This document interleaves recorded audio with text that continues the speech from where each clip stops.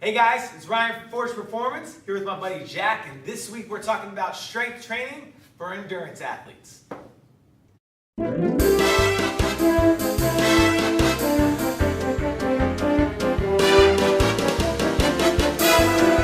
You know, far too often we see endurance athletes strength training, which is great because it wasn't so popular years ago, now gaining a lot of popularity, but they usually do it in an extremely inefficient and ineffective manner. Is ineffective a word? It is now. This week we're going to show you how to get the most out of your strength training routine. So when it comes to strength training for endurance athletes, the number one thing we want to think about is making sure our technique is on point.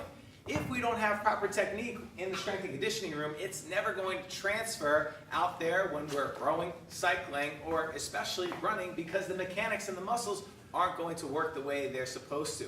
It can also lead to any potential injury because of the imbalances that we build up over the course of the time that we're training improperly. So when you are in your training mode, make sure that you are only performing perfect repetitions. If your set is for 15 reps and you hit 12 really good reps, but the other 3 are probably going to be pretty crappy, cut it. The set is over. Take those 12 good reps and move on. Good job. Cool. Now, the second most important thing we want to think about when it comes to strength training for endurance is picking exercises that directly correlate to performance in your sport.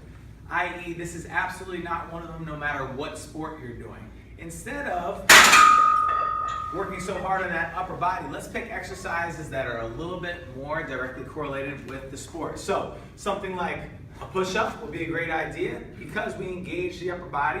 We can do it for high repetitions, and while doing it, we engage the entire core. Another good example for an upper body exercise would be a tall seated overhead press.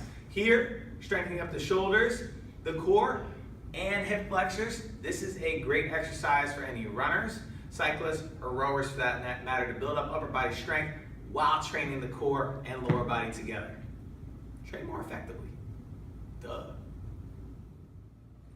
Now, another thing to think about when choosing exercises for your strength training are exercises that give you the best bang for your buck.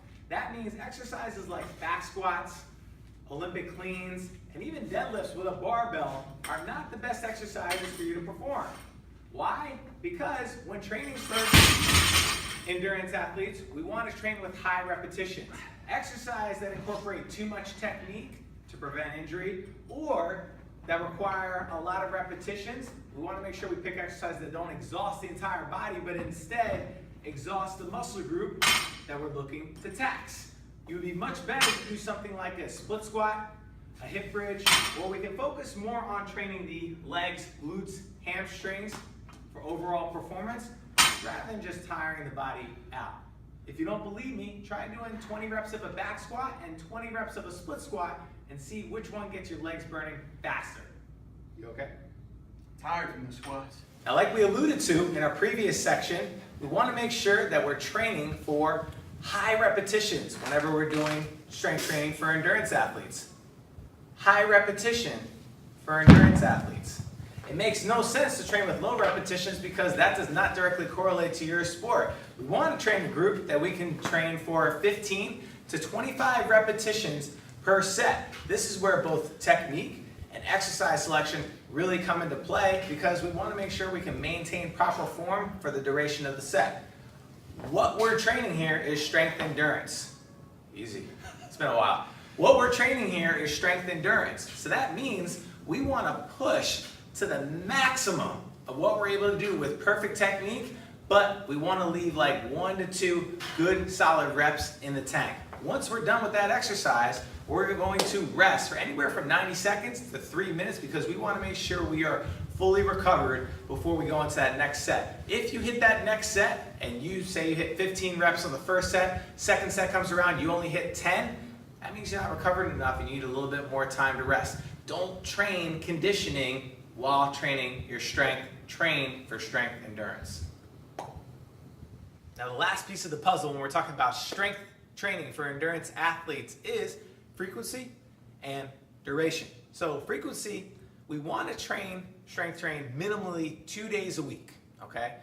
Optimally, we want to train 3 days a week, and maximal we want to train is 4 days a week. And that might adjust itself depending on how active you are, whether you're in season or out of season, but always a minimum of 2, and usually 3 hits that sweet spot. In addition to that, we're gonna look to hit no longer than 75 minutes of strength training in that individual session, but preferably closer to 45 and 60 minutes. This is important not only for muscular adaptation, but also hormone secretion and tissue recovery. Get the most out of your workout. Don't let it get the most out of you.